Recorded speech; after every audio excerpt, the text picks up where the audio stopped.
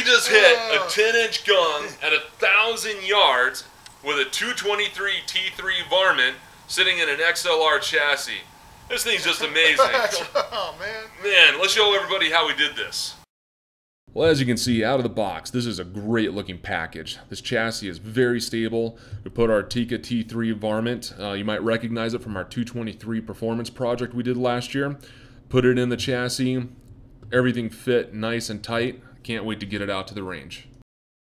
So this is the tactical buttstock. We've actually had a lot of fun playing with it, adjusting it. Very easy to adjust it with the different Allen screws here. The biggest issue we had, or what we'd really like to see, is that there was some sort of cantilever system so you could adjust it easier in the field without pulling out an Allen wrench. Flush cup mounts right here. This is a very solid buttstock and platform. Alright, so the only thing we really didn't like about this stock was this folding mechanism on here.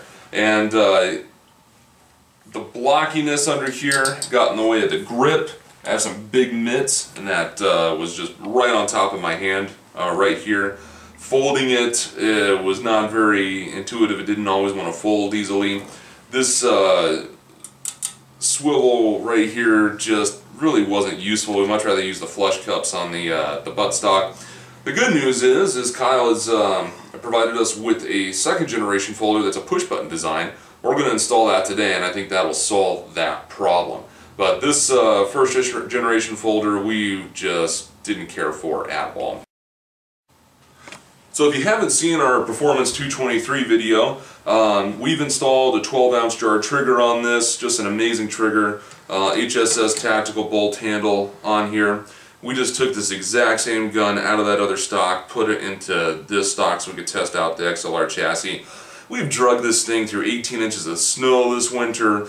We were shooting this 223 at 1,000 yards last Friday, and actually hitting a 10-inch gong, which is just freaking amazing. Viper PST scope, Vortex did a great job. For the money, it's really hard to beat. So great scope. Aluminum rail, we did have to cut off a little bit of the rail, which we'll show you a little later how we did that and how much had to come off. It's 20 MOA rail. Sitting on another really nice find is these SWFA tactical rings. $35 from SWFA, and they're just fantastic. So when we take this scope off to do the work on here, we'll show you a little more about these rings, but we were very impressed with the quality of these rings. Magazine release, just like the Accuracy International system, with a little lever. Uses 223 or 308 AICS magazines, and the 223 mags just have to be modified a little bit. I don't know if you can zoom in on that, but you just have to remove a little bit of material from the side to fit up into the action, and this will feed extremely well. And so you can get an overall length of 2.6 inches inside this magazine, and so for a 223 it's fantastic. I was shooting our 80.5 grain full bore pommel bullets out of here without an issue, which is some absolutely fantastic accuracy results. It was nice having a magazine that I could use with those bullets. Normally I have to single load them. So this clamping system that you have here is the reason why you have to cut about 3/4 of an inch off your Picatinny rail if you're using that. We love using Picatinny rails. It makes the scope swaps that much faster. I mean, it's great for repeatability. The nice thing is there's no pressure on the barrel at all when you go into this vented tube right here. We've fired a significant number of rounds in succession here, and we had just fantastic cooling through this tube. I mean, there's nothing to insulate like a wooden stock on the underside of the barrel. The heat's able to dissipate extremely well. We chose the 14-inch tube on here just because it gives us another couple inches to work with when we do attachments. We're actually going to be testing out a camera attachment for the rails, and then today we're going to actually be installing the Picatinny rail system for this. One thing to note, you can see here we have a 50mm bell on this, and we use medium mounts with the Picatinny rail, and with the sunshade we're still clearing this tube right here. So, nice thing is you can, have a lower mount. You don't have to go crazy with a tall mount and shoot in an uncomfortable position. All in all, this system's treated us well. We've shot it mainly from this little Harris bipod, swivel one, so we can always get the level ground. And all in all, we're really impressed with this system. Let's take it apart, do some of our upgrades to it, and then let's go shooting.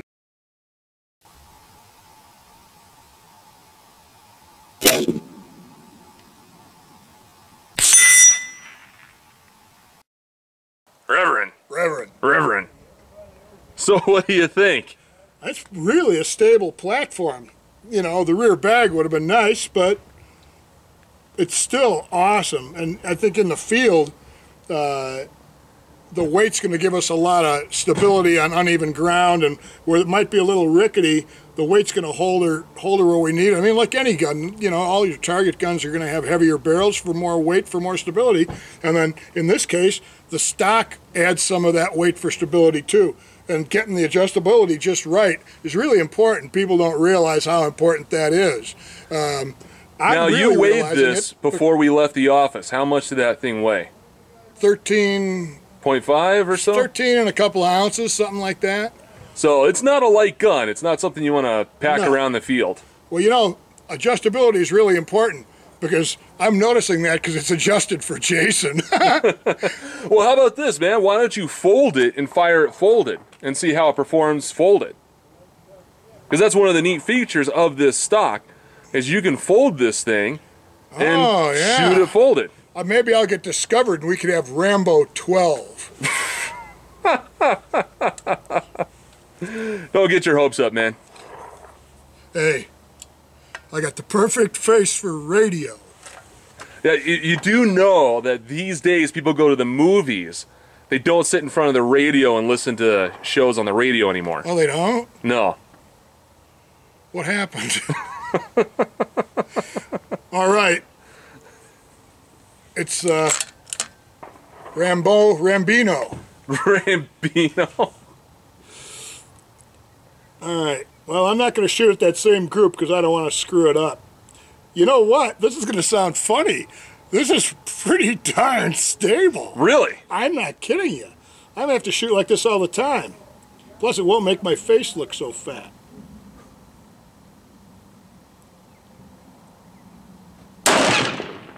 It's really like...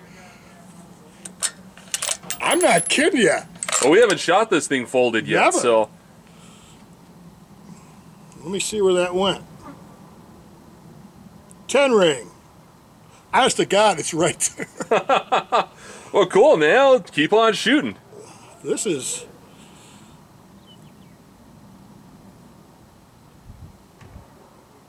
very interesting.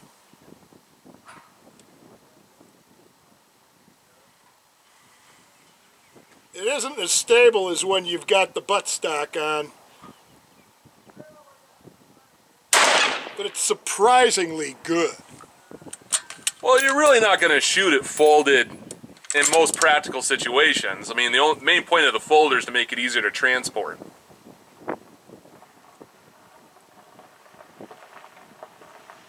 This is really something. Okay, well this 100-yard stuff's too easy. Let's take it out to a quarter mile. Greg did so well last time at 4:30. He's going to try this folded and see if we can hit the gong at 4:30 with it folded. He's really loving this folded action here, so... Well, it reminds me of my contender. Oh, and we know how nostalgic you can be about your contender. I know. Well, let's see what you can do, man. You got about 430 yards. You got about a 8-mile-an-hour crosswind. That's a hit.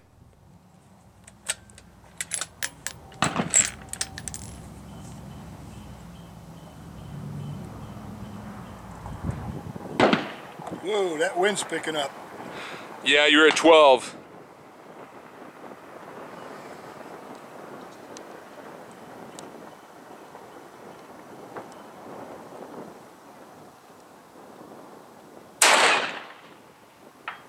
That's a hit. Really? Yeah, I was all the way over on the right side of it for that one.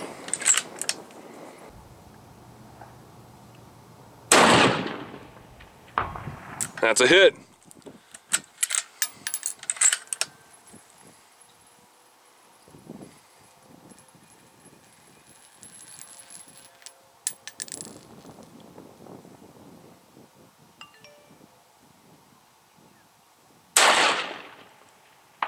Hit. All right.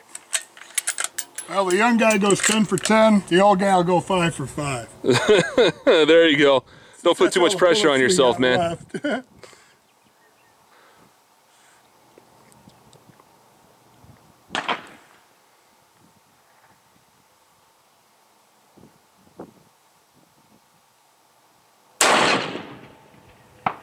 Hit.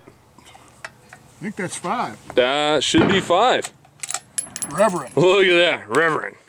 Beautiful. Good job, man. Good There we job. go. So, how do you feel? Me? What are you gonna do now? I feel old. How do you feel? That's not important. What are we gonna do now? I don't know, this 18-inch gong's too easy to hit at a quarter mile. I say we throw the 10-inch gong out there, and if we can hit the 10-inch gong, hell, let's take it out to 1,000. 1,000 yards?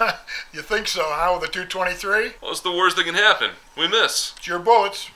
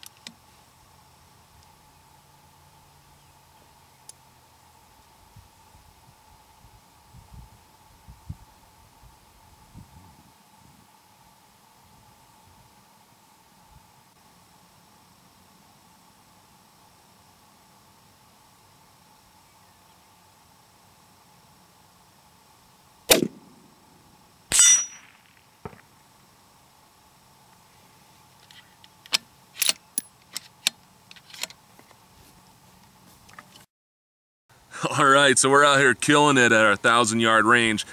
223 XLR chassis. This is an amazingly stable platform. And the nice thing is with these AICS mags, we're shooting 80.5 grain Berger full bores out of here. This round is almost 2.5 inches long, and there's plenty of room in this magazine. If we were shooting this in the factory gun, we'd have to use our sled in order to shoot these rounds. But it's nice having 10-round capacity, shooting these Palma style bullets, and we're hitting a 10-inch gong at 1,000. So we're just having a ton of fun with this XLR chassis here. But I think I'm going to shoot some more, Greg.